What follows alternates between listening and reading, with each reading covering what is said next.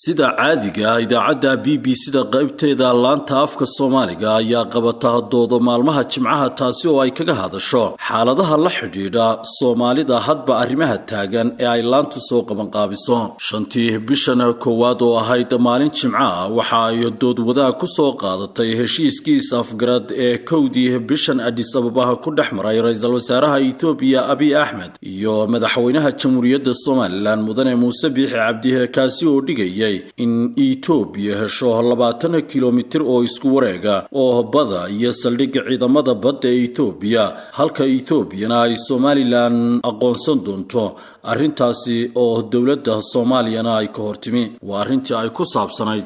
dooda ay soo qaban qaabisay Jimcihii dhawaa idaacadda BBC-da qaybteeda afka Soomaaliga. Haddaba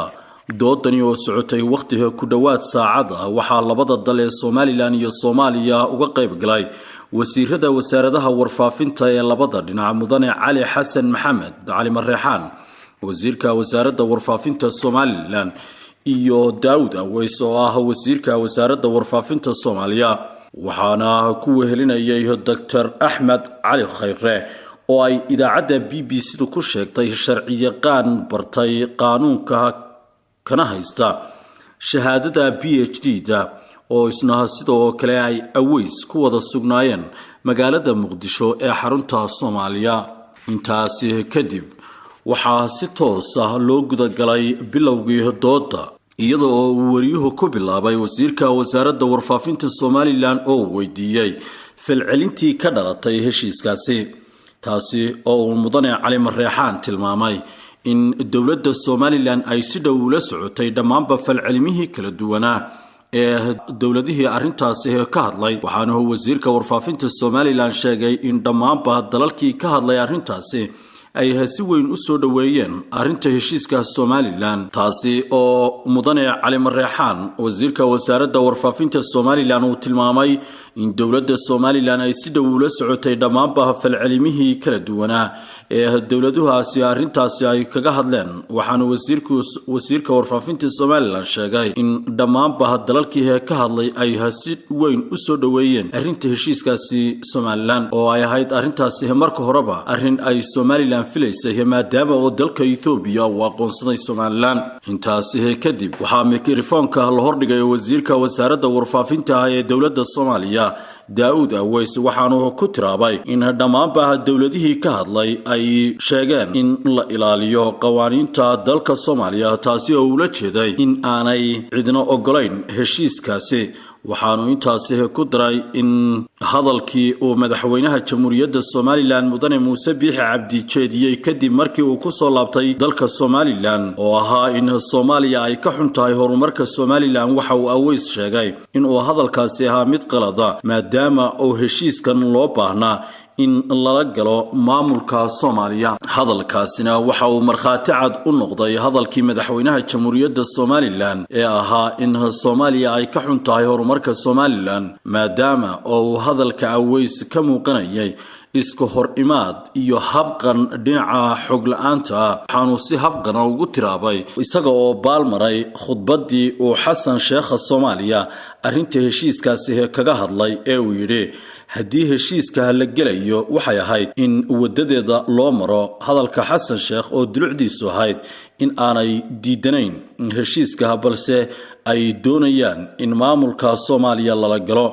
waxaana wasiir Daawud Aweys uu intaasi ku daray in aanu jirin wax faa'iido ah oo uu heshiiskani Soomaaliya u leeyahay iyo guud ahaanba bulshada Soomaalida taasi oo halmaamay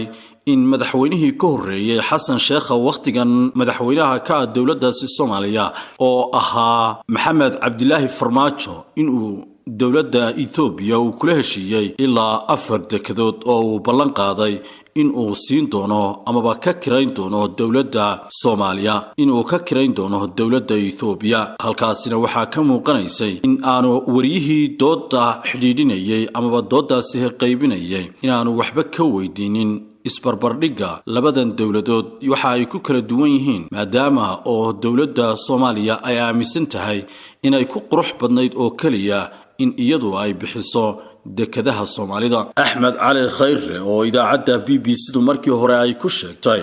khabiir dhinaca qaanuunka ayaa si indhala-aan waxa uu la saftay wasiir aweyska Soomaaliya doodaasi ku matalayay maadaama oo ninkan khabiirka sheeganayay uu iska indhatiray in xuduudihii 60kii ay Somaliland kow ka ahayd isla markaasina Somaliland ahayd dalkii ugu horeeyay ee Soomaaliya ee qaata